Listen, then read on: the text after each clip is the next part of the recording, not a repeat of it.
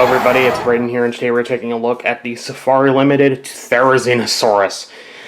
You do not know how excited I was when I saw that Safari was making a Therizinosaurus again, because the last time they made one was for the Galaxy giant dinosaurs they made, which didn't look horrible, but that whole lineup was just really weird looking, and not all of them looked amazing. Most of them were just upscales of some of the smaller models they'd made, and they didn't look great, but the Therizinosaurus is one of the few that actually wasn't an upscale.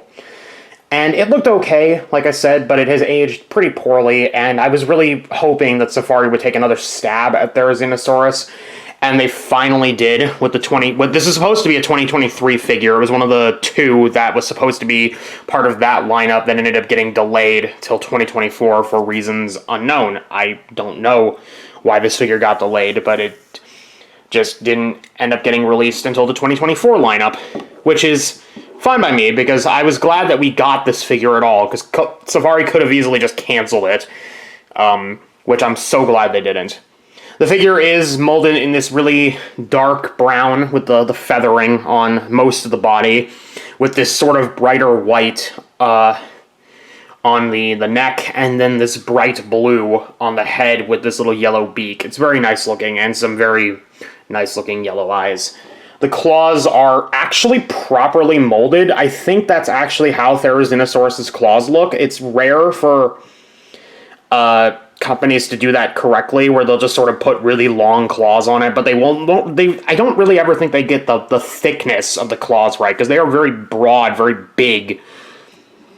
Although, unfortunately, it kind of looks like one of the hands is pronated, or at least partially pronated, and that's really unfortunate. Maybe not, I don't know, I can't really tell easily.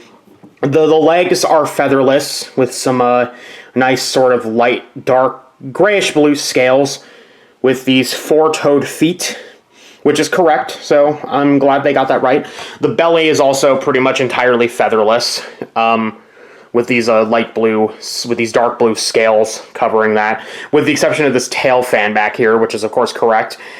They even modeled the friggin' cloaca on this thing, so Safari always goes the extra mile when it comes to detail, especially as of recent, which is something I can appreciate.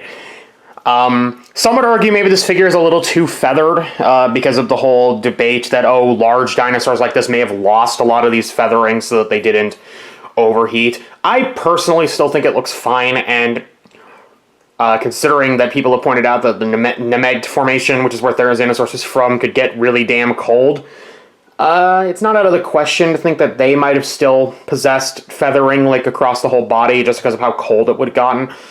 So I don't mind the full feathering. They went, I guess you could say, conservative in this case, because they gave it a full feather covering rather than a partial one. So yeah.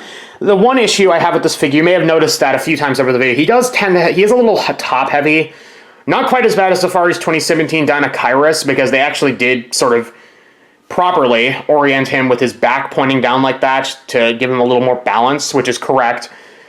But he is still a little bit wobbly because of this. He does tend to wobble a bit if you move him around a bit. Like that, moving him around a bit too fast, he tends to topple over.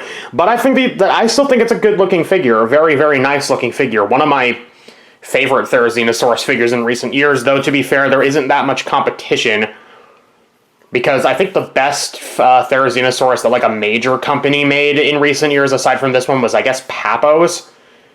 Because, Collecta's last Therizinosaurus was okay, but nothing special, and Schleich's Therizinosaurus the less said about those, the better.